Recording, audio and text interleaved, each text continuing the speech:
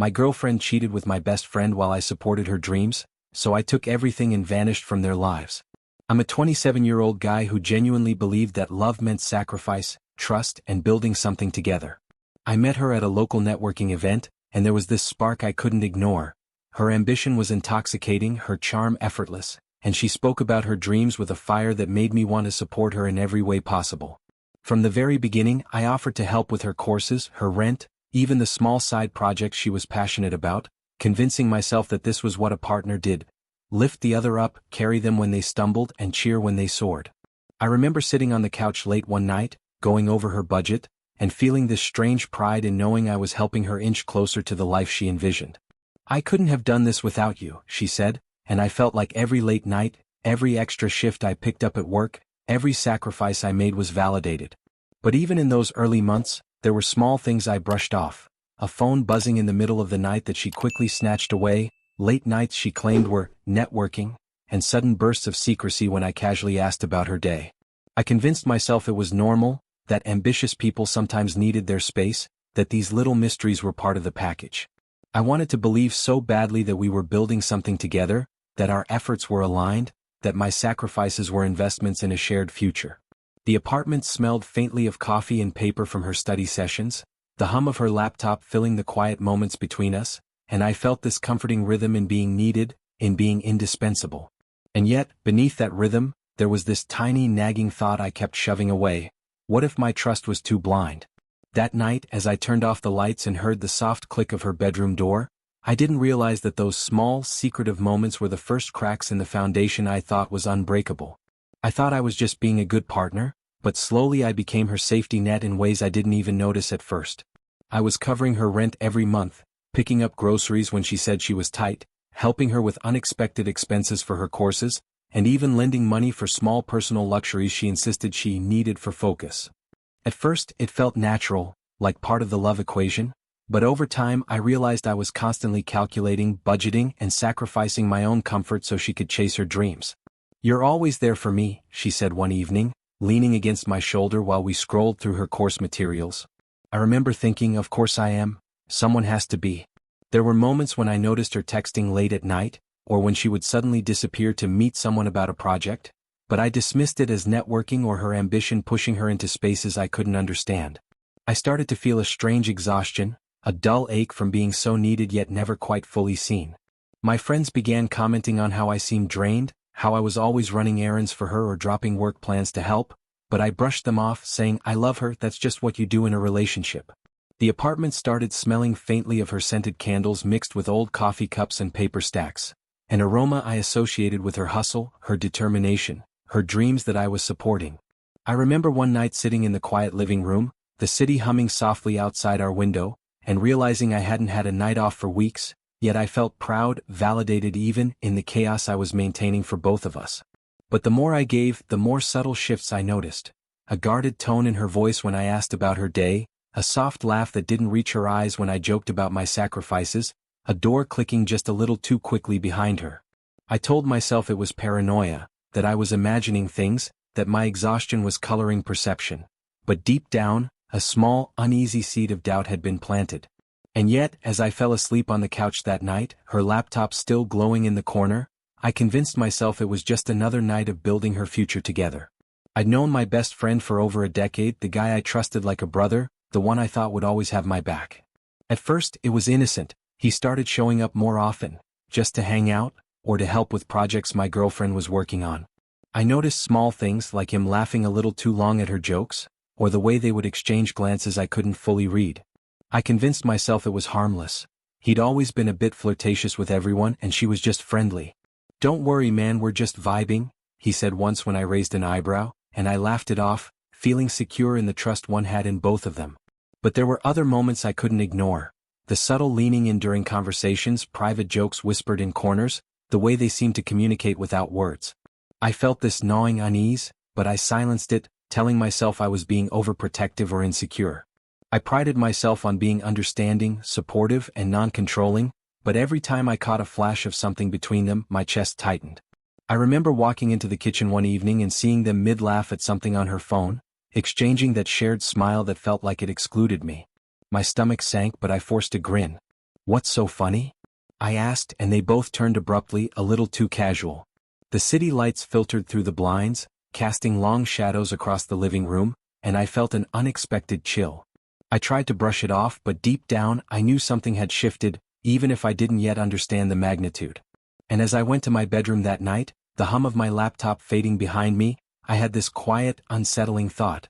Maybe the people I trusted most weren't exactly who I thought they were.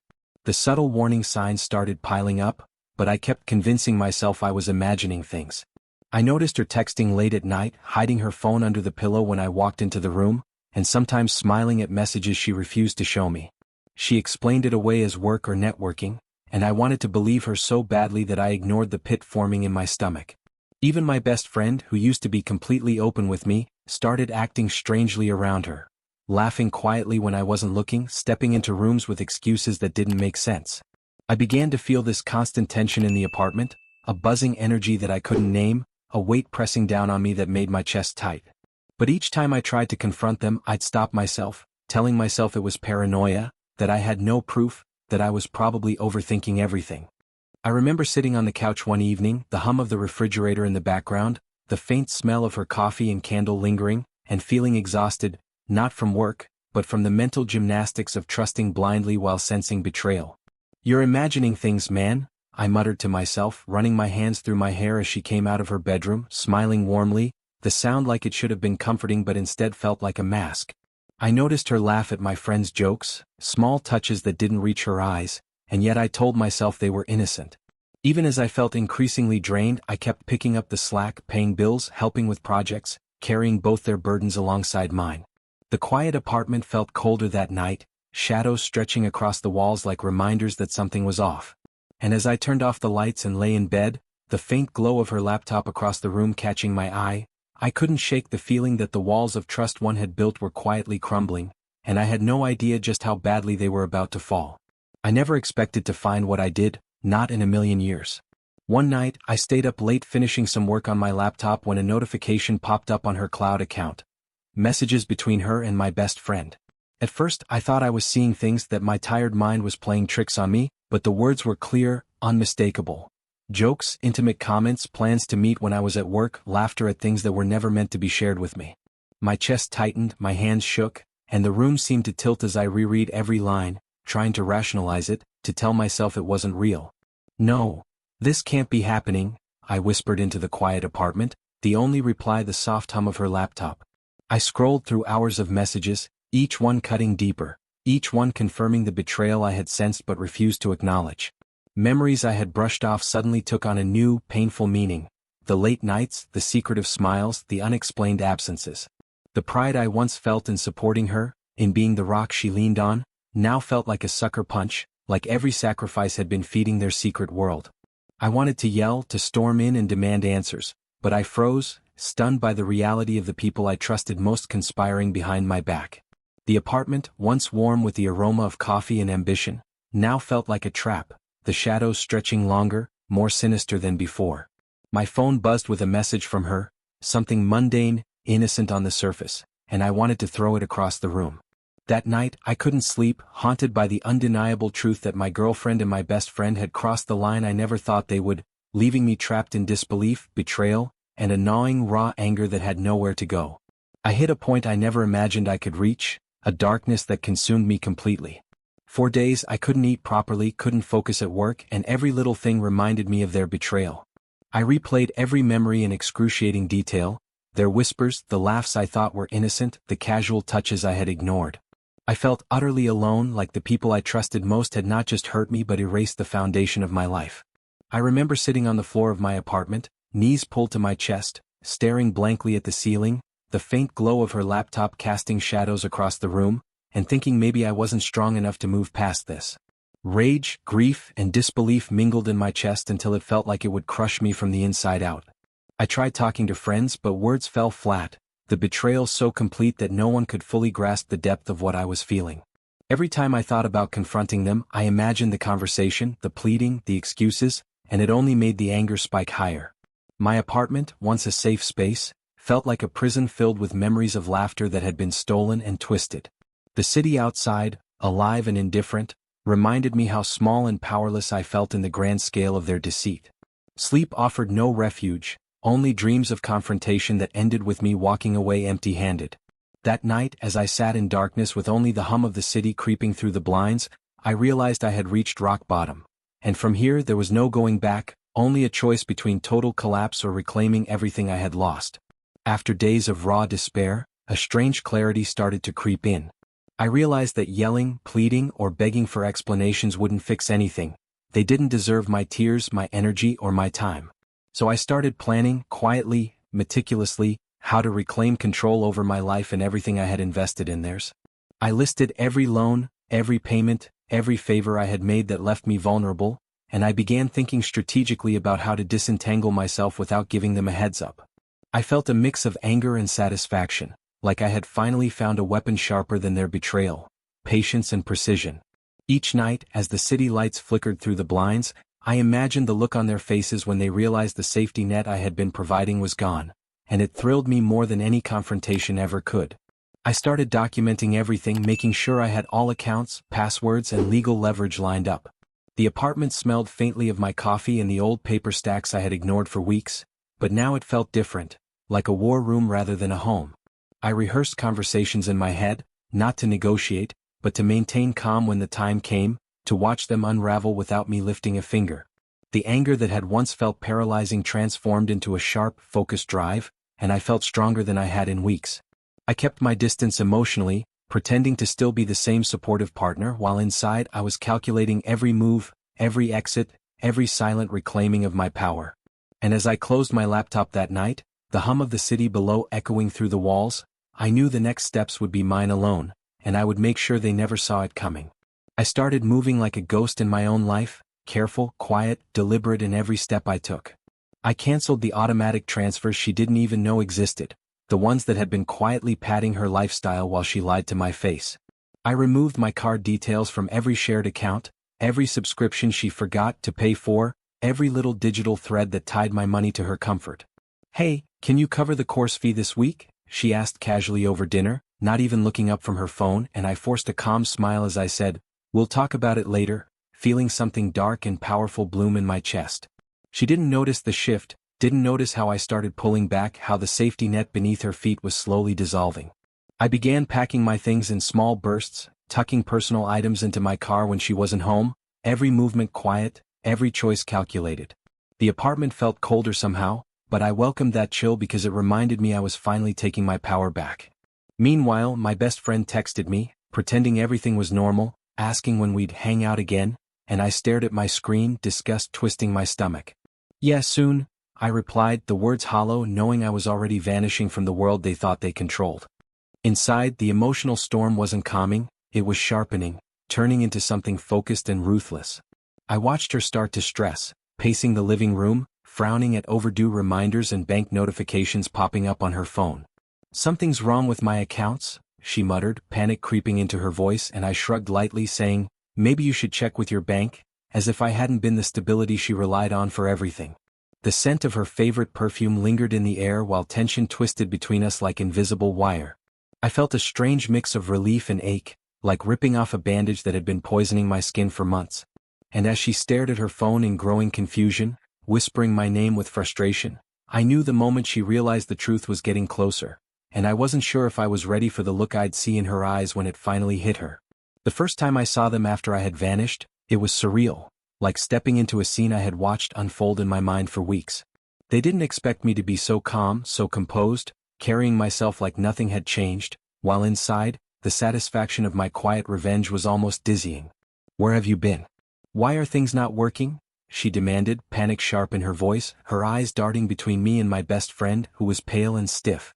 I said nothing, letting my silence speak louder than any words could, letting the weight of everything I had withdrawn press down on them. The apartment, once filled with warmth and the smell of her candles and coffee, now felt empty, echoing with the tension I had orchestrated. Each glance I gave them, measured and deliberate, seemed to crumble their composure further, and I felt a cold satisfaction in knowing they were facing the consequences of the world they had taken for granted. Her voice broke, trembling as she tried to explain, but I stayed silent, watching, noticing how their carefully constructed lies were unraveling in real time.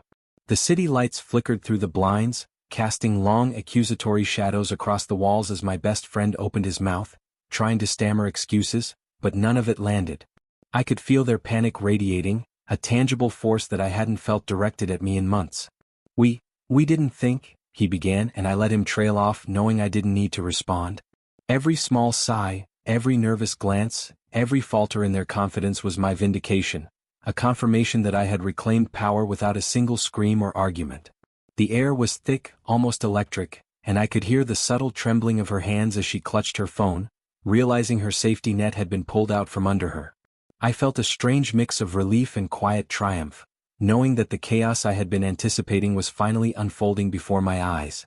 And as I turned to leave, each step deliberate, each moment drawing the tension tighter, I knew that the aftermath they would face alone was mine to witness silently, and it was more satisfying than I had imagined. I wish I could say I felt nothing as their lives started to unravel, but the truth is more complicated than that. I began hearing things through mutual contacts, small whispers about how she was panicking over unpaid bills, how her projects were suddenly falling apart without my financial support, how my best friend was snapping under pressure. "She keeps asking if you'll help her out again," someone told me over the phone, and I just stared at the wall, feeling a strange ache tangled with a quiet, heavy satisfaction. Every part of me remembered the nights I stayed up budgeting for her, the sacrifices I made while they laughed behind my back, and now they were scrambling without the foundation they thought was permanent. I ran into him once at a convenience store and he looked older somehow, exhausted, uneasy. "Bro, you didn't have to go this far," he muttered, avoiding my eyes, and I felt my jaw tighten as I realized he still didn't understand the damage he'd done. "You went far enough for both of us," I replied, my voice calm, controlled, while inside my pulse hammered with unresolved hurt. Outside, the air smelled sharp with rain and gasoline, and his silence felt heavier than any apology. At night, I lay in my now quiet apartment, the absence of her laughter and constant chaos echoing in every corner. Sometimes the loneliness crept in, whispering doubt, asking if I was wrong for pulling away so completely, but then the memories of the messages, the lies, the secret smiles came rushing back like a wave of cold water. My phone buzzed with her name flashing across the screen more times than I cared to count, tearful voicemails layered with desperation and regret. "Please, just talk to me," she sobbed in one message, and my heart tightened, not with forgiveness, but with the finality of everything we'd destroyed.